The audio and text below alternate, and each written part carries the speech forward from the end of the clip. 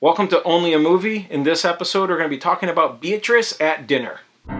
Was Robert McKee right when he claimed that a culture cannot evolve without honest, powerful storytelling? Was poet Carl Sandburg onto something when he claimed that Hollywood is the foremost educational institution on earth? Can movies today transcend mere entertainment and help us make sense of life? This is our attempt to look at movies and how they succeed or fail at fulfilling the human longing for meaning. Or something like that. So for this episode, I'm joined by Dominic KAISER. Penny and Trevor are not able to join us this episode, but they'll be back next episode, don't worry. We'll see if we find Trevor again after this movie. He did watch the movie with us. He didn't survive, let's just say. I should point out there are going to be spoilers about the movie, so if you haven't seen it yet, you may want to wait and go watch it. If you don't care, please proceed. But we are definitely going to be talking about the whole movie, including the ending of the movie. Beatriz, this character who is very much out of her element, as it were, thrust into this environment for an evening that is very much not her world. I at least found like sort of that clashing of ideologies, pretty interesting, because you've got John Lithgow on one end as this very successful CEO, very powerful white man, as it is. He's tall too. He's tall too. So handsome. And he just does a great job of sort of embodying this entitled white man. Yep. I get what I want. I make things happen. The thing that was kind of the bomb, I think, or a good bomb about the movie is that I could experience how a movie that had a political, probably a relevant now political climate kind of dialogue could just be experienced. And when they say, let's show me something, don't tell me something with movies, they didn't have to be the players that we know in the political realm now. You just put it into any kind of environment like that. Damn, was it awkward, right? Right, yes. I was experiencing, just the cinematography, just how they shot it, how it was paced. I feel like watching her just be who she was, trying to be, the lady that was trying to help the world and heal the world, and then just totally take in all of this kind of house and garbage and stuff like that. Yeah. For me, her doing that the entire time was amazing. It was just like being a fly in the wall. I laughed, and I think we've experienced. Some of the people were like, they're like, no, they giggled a little bit, but we were like, I feel this thing. It's not really an awkwardness for awkwardness' sake. It's just legitimately differences on what's taken for granted by these characters. Some of the stuff that you and I laughed the hardest about, like the one moment, the one rich lady saying, "Oh, we had to give up this babysitter or whatever. Now we have to get up in the middle of the night and stuff." And cut to Selma Hayek's face was just like, and we're laughing because we're like, yeah, we're parents, like we have nobody else to get up in the middle of the night when the kid gets up, it's just us and the spouse, like that's it. Just a different reality, a different, like, what you take for granted. Yeah. Is going to be very different than what maybe somebody else in a very different situation than you takes for granted. John Lithgow's character and Selma Hayek's character are purposefully written as ideological extremes because she's very spiritual. She's wanting to heal people. She works to serve people that way. John Lithgow's character, of course, is very much serving himself. What's going to make the biggest return on his investment? Right. What's going to make him famous and lots of money. So there is this like juxtaposition of these two, and it's interesting to be able to see that, because I think culturally we're used to having these, I think, broad arguments across these sort of ideological and experiential divides, right. But it's a little different when they're personified in a single person like that, and you put them in a room together. Right. They're trying to be polite to each other, but they're also kind of like, well, did you feel like pushing a little? That was the thing. So the awkwardness was really funny, but to me, that's like funny. Some people might consider it like, looking at those characters being polar opposites, kind of like, right. This message is here, straight in my face, right up my nose, right? It could come off that way, and I was wondering, was that meaningful? And I find it that way because, like, maybe I'm, the the dummy and I need more explanation or, that kind of thing. I feel like, oh, yes, this is awkward. This is amazing. I'm going with the filmmaker in that. Right. So maybe for me, the suspension of disbelief was great. I was able to walk into that. But when you were mentioning that, that came up, I was like, yeah, I could see where that would also come off as a bit on the nose. For me, it worked. Yeah. Because of the fact that the actors were so committed to their roles. Right. Which is the selling point. This is why I hit the suspension of disbelief easily, because I was like already in it. The credits open with this weird font. It was like this kind of pukey, dusty rose font that was kind of like the side of the buildings that they have in, in parts of California. Right. And I was like, that color that I just love. But it was intentional. It was kind of just setting up where she was coming from and where they were going. And right away, they took me into her life, even though she had some dream sequences stuff. Wake up with the goat going, right, yeah. Yes, it's a goat. She has the goat indoors with her, yeah. And you go, why? Why does she have a goat? Wait, is she is she weird? What's going on, right? It's a great character introduction because you're instantly like, okay, this character's interesting. Yeah. What's up with her? I think as far as suspension of disbelief, I believe that situation could happen. Right. Her car breaks and she's at the client's house and she has a connection with this client because of helping her daughter through leukemia. I think the movie did a good job of playing on, we all want to believe we're like good people, inclusive people and all that. So when this happens, Beatrice's car breaks down, her client's response is, "Oh, stay for dinner." And even though her husband's like, "Well, can't you put her over in the living room or something, so out of the way and let her eat?" She's like, "No, she's like family." Yes. Like family, but don't really know her. And over the course of the evening, I think that's what happens is, you can know people in one context, and suddenly when you're in a different context with the same people, you begin to discover that, I don't have the full picture of this person yet. Worldviews potentially clash. Right. In a big way. She was giving her the massage and they were talking. And you kind of you got the idea of the story behind it. Oh, thanks for taking care of my daughter. And you're like, what's with the daughter? Yeah. Oh, daughter had cancer, right? And she walked her through that with some new kind of healing techniques. Yeah. And you just set up the character, set up the character. And then the friends show up, right? Yeah. Or the people for the dinner. It was just kind of their business partners. Right, and their business partners show. And then that whole, you get to see where she actually misses who Salma Hayek is. Yeah. Right, or the character she's playing. Because once she's with her friends, she's absolutely almost gone, and Salma Hayek is somewhere in the house. Yeah, that's you're talking about the cinematography. I think one of my favorite shots of the whole movie is right as soon as all the guests are there, and there's this just great shot, center frame Salma Hayek from behind. And she's in focus, and the groups have separated. So you got 3 men on the left of the frame, that's a great shot. And 3 women on the right, and she's here in the middle, and she's the focus. They're just blurry doing their thing, but it's interesting. The genders have segregated, and she is neither part of neither group. That moment, and it's amazing. I mean, honestly, show don't tell. Filmmakers, you got that one. Thumbs up to you. That one got me right away. The actress that played the mom, that was Connie Britton. She was separated from her other life. She's like, "Oh, I'm sorry. How is that going? What's going on with you?" And there's this kind of interaction. You got the feeling like they're kind of friends. But as soon as everyone got there, it was boom. Everyone went their ways. All the things went out the window. That's where all the cinematography shifts. Everything becomes less close. It becomes, everything was segregated farther away.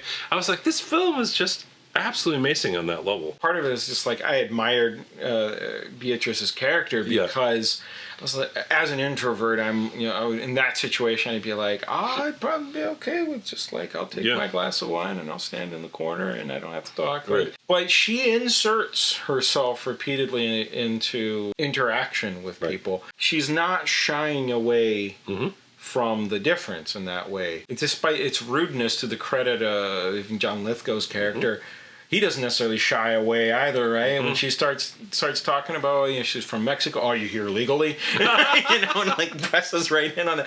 It's a little abrasive. But both characters are abrasive. Like John Lithgow and Selma Hayek are the same. My argument is they're the same character, just on opposite sides of the fence. Right, yeah. Because they do a good job of juxtaposing. She's a very spiritual person, and he is strictly pragmatic and utilitarian in that sense of, or maybe hedonistic might be the better term. Not in the sort of sexual sense, but hedonistic, and he's doing everything he can to avoid pain and maximize his pleasure, right?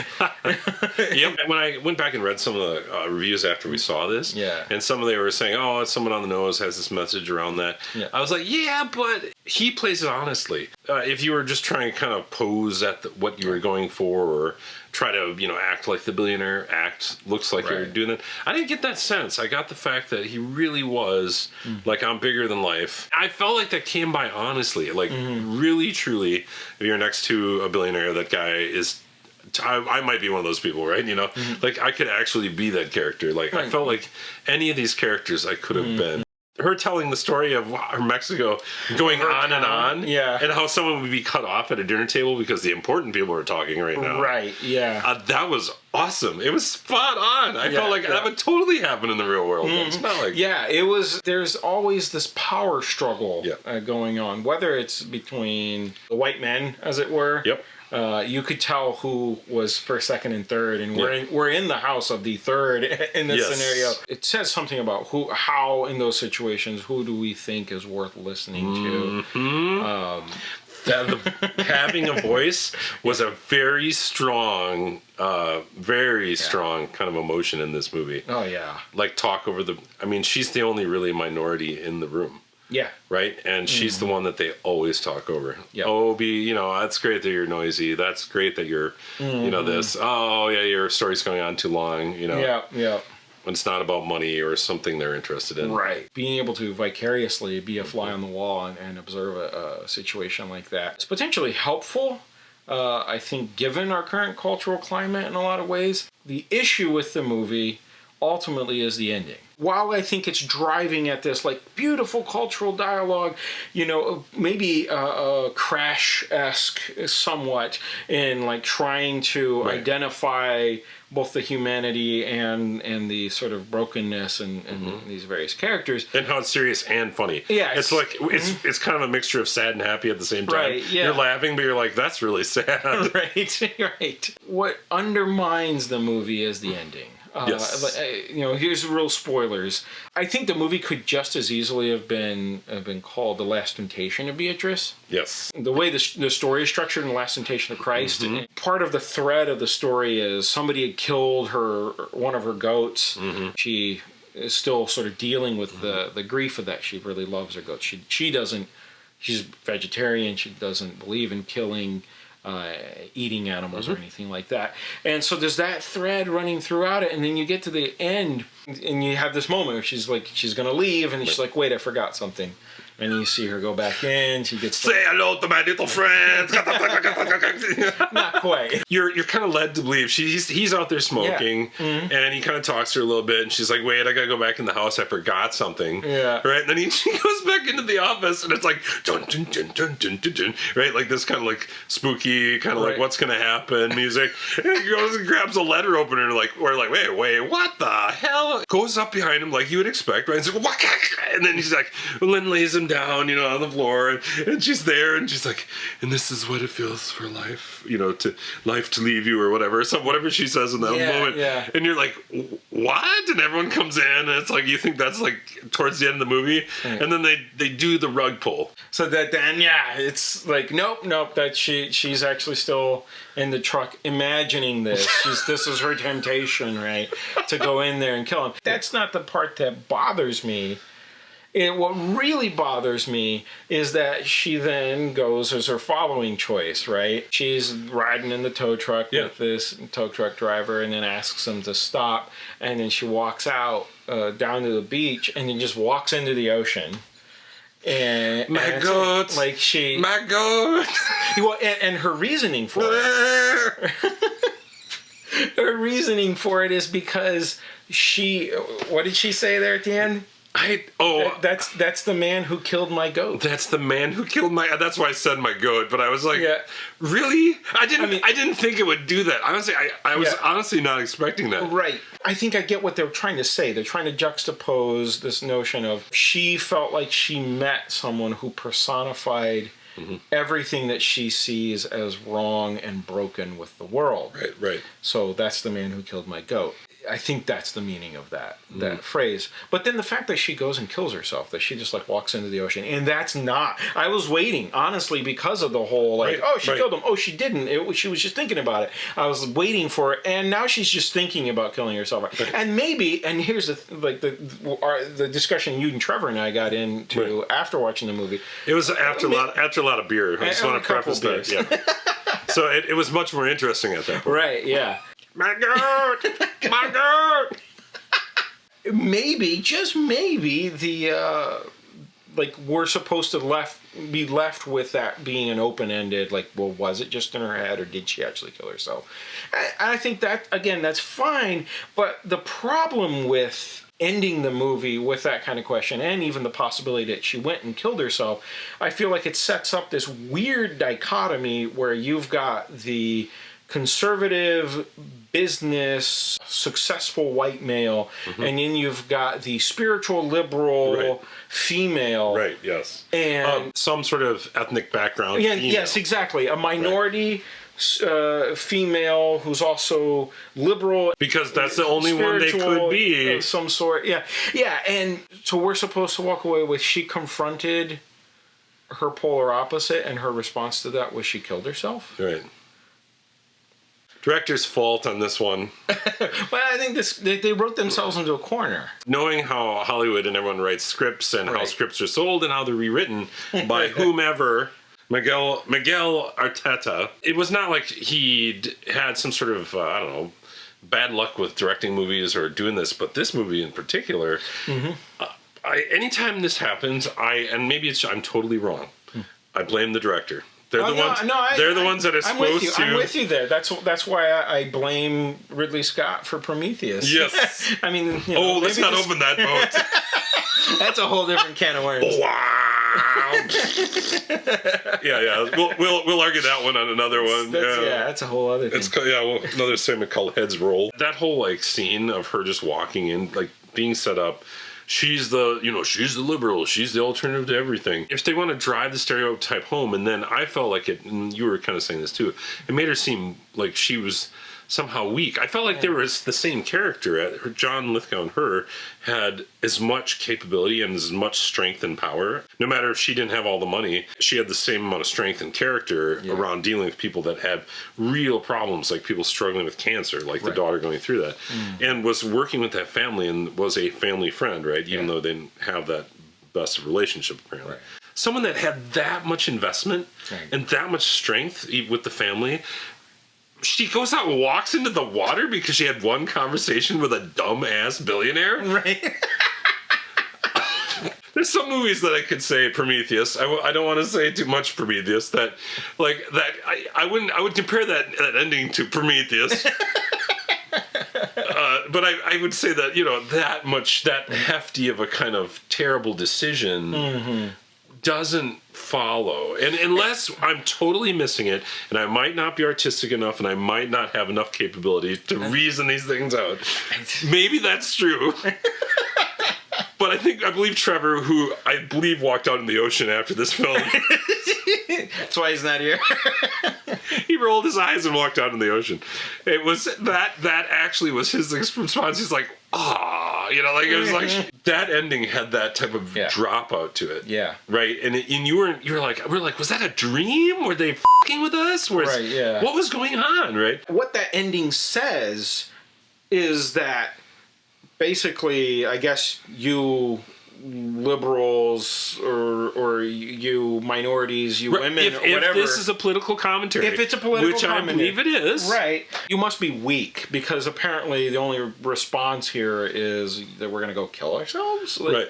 My theory is that they wrote themselves into a corner. Right. There's this movie with all these characters, and it's taking place in one evening in a house. You really need to, have this experience. But the problem is with a movie, with a feature-length movie, you want to have character arc, you want to have change, you want to be able to put a period at the end of the sentence that is the movie, right? And I feel like what happened is they got the script and they just felt like they didn't have it strong enough period at the end of the sentence. Right. And therefore, let's make the character kill herself, because that'll feel like an ending. It's an ending. It's a shitty ending, but it's an ending. So we had to come up with a new ending. So Michael did. Yeah, I did. Because what you need in a situation like this with these kinds of characters is you need a choice to be made. After all of this encounter and this interaction and confrontation, opposition to each other. And they set it up. The two of them go into the hallway. Yeah. Or, out on the step. Yeah. She's waiting for the tow truck thing to hook smoking up. a cigarette. Right, and she goes back, tells the tow trucker to wait. She's going back. She comes back out to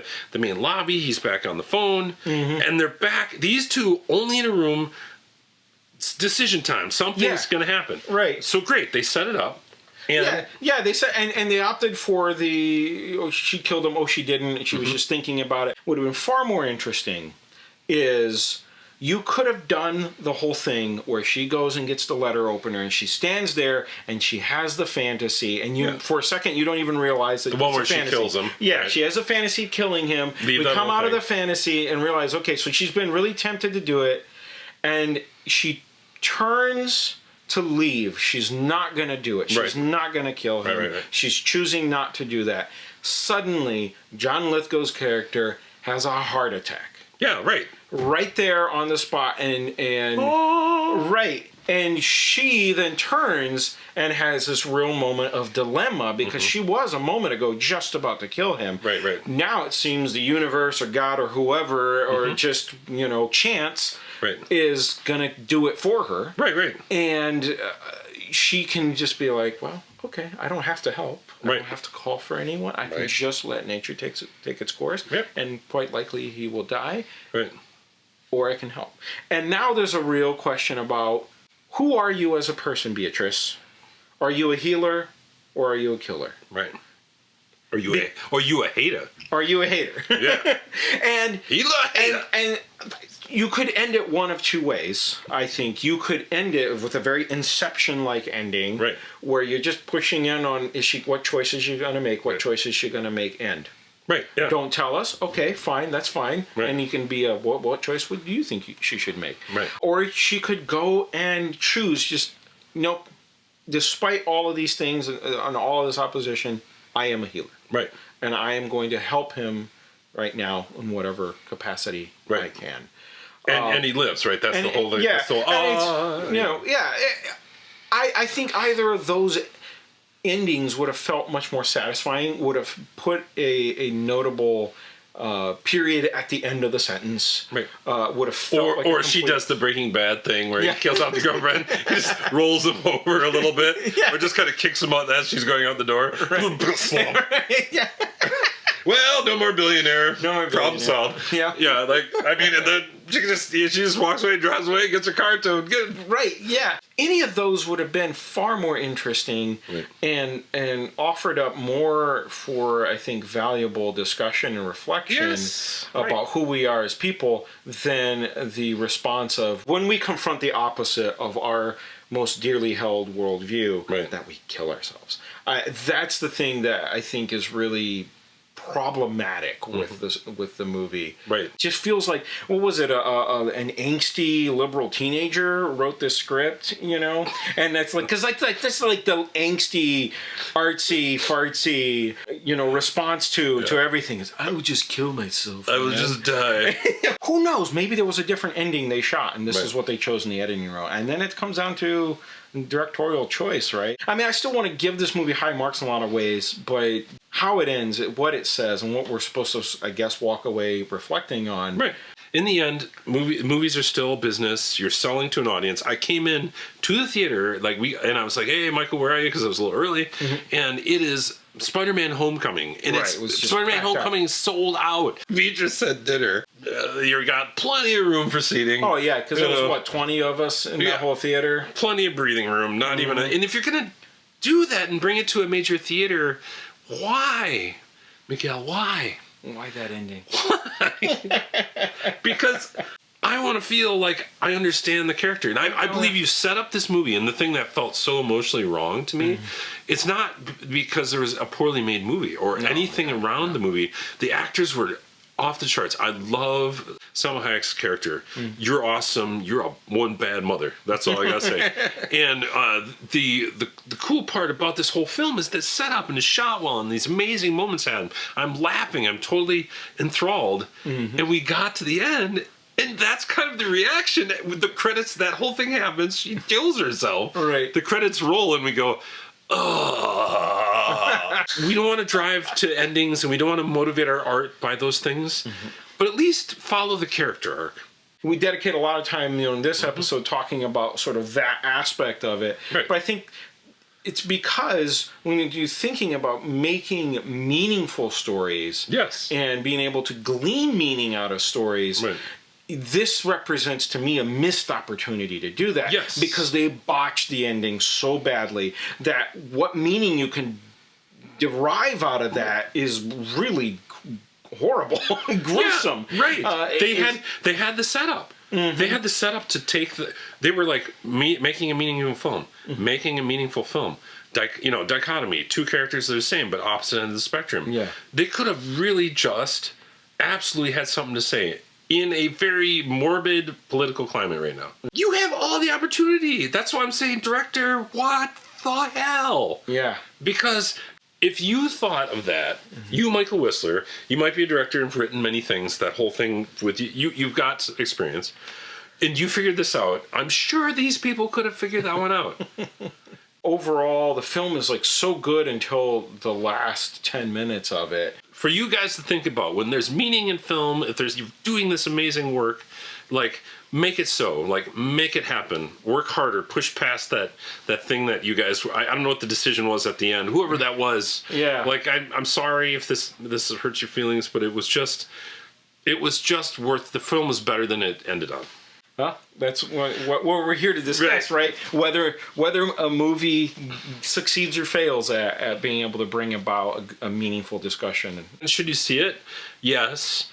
You should totally see this film because of the juxtaposition, the great actors and actresses that are in this film. And you can actually edit the film for yourself. You can, right as she drives away the tow truck, you can end it right there. And that could be the end of the film. It'd still be better than the ending. Right. Just picture a better ending. So that's our thoughts, at least, on Beatriz at dinner. We'd love to hear what your thoughts and your reactions are. How did you interpret the ending? Do you have different feelings about the ending? Are we totally wrong? Tell us. Go ahead and comment below.